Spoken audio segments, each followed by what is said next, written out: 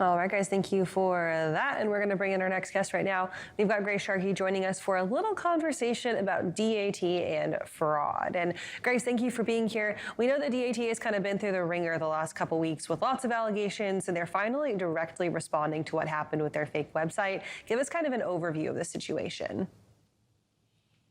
So to kind of go back a week or so, we actually have to thank Frank Caviar for sharing an email that he got from, I'm sure, one of his followers, explaining that there was a phishing site out there that was looking to attract DAT customers. And if you look at the article, I mean, the site that they were guiding people to was pretty much identical, with just a few very small differences to the DAT1 site, which is the site that most people use to log into their load board. Now, how this phishing scheme was working is it would shoot you an email saying that you had a carrier 411 issue, which is interesting how it's combining, right, a lot of the sites that we use on a daily basis in this industry. But it would tell you that you had an issue with your carrier 411, and in order to continue using DAT, they had to respond to it. As most people would, seeing something like that, especially in this market, no broker or carrier wants to see a negative report.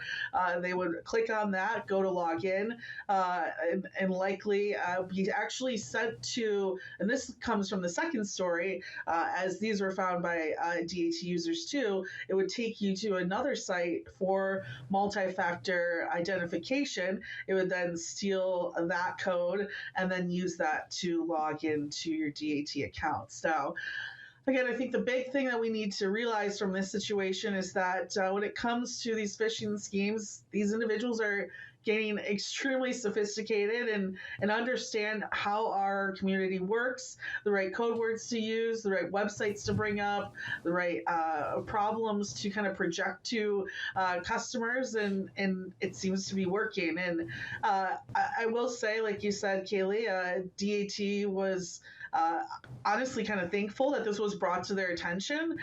So that's, kind of great to see from the reporting side of it.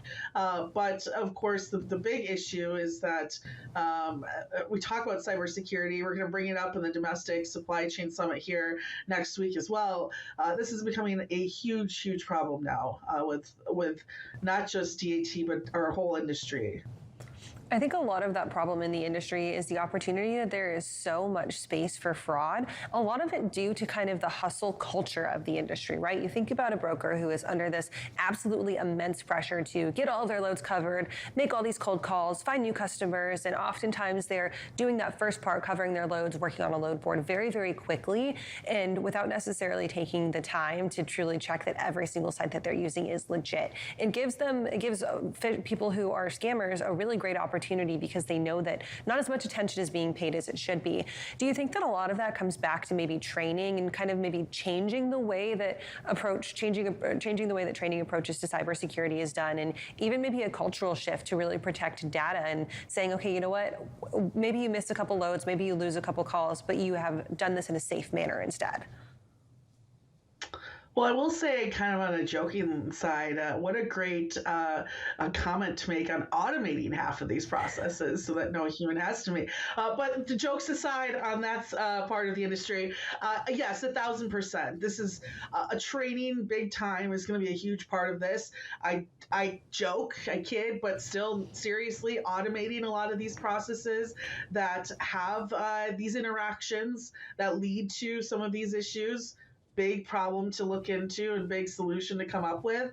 It's interesting. I've talked to a number of brokers and logistics providers over the last couple of weeks, and one conversation stuck with me where I asked them how many systems were you using when it comes to fraud and cybersecurity, and they said they're using pretty much every single solution available out there, and still we're not catching everything. So those out there who haven't invested in technology to kind of to vet your carriers, to verify the carriers that you're using, this will come and turn around on you at some point.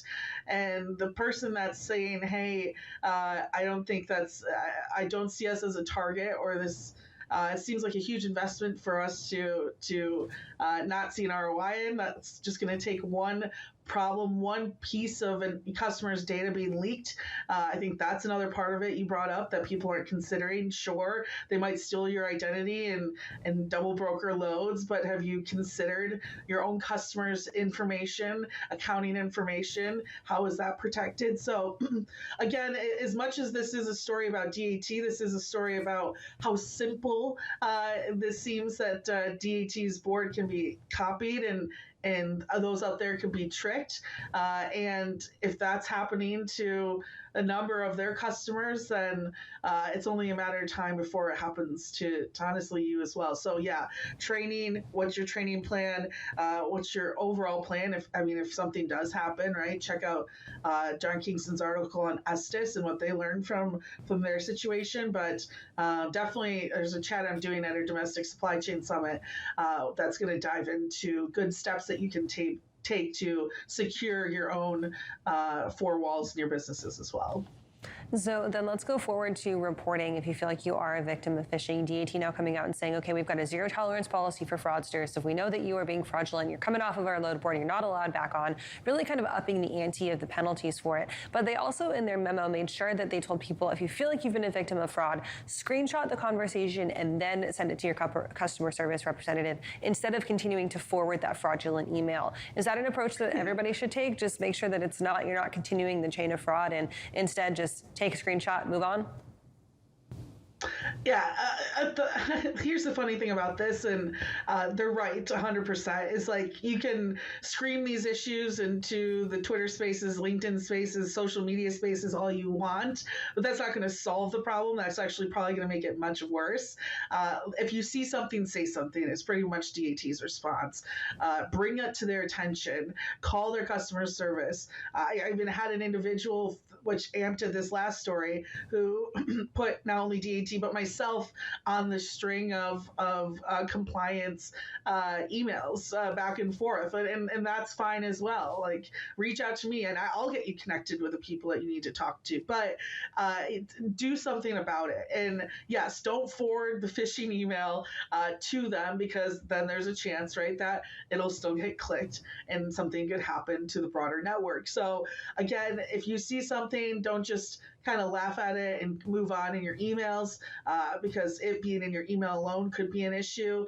Make sure that gets to at least someone in your business who takes care of these problems, if not DAT or any load board or website themselves as well. We all love to see DAT finally responding to these call-outs for a very, very serious issue on their platform. Grace, thank you for joining us today. Of course, you and I will be back with Great Quarter Gals in just about an hour and a half, so we'll see you then. See you soon, Kaylee.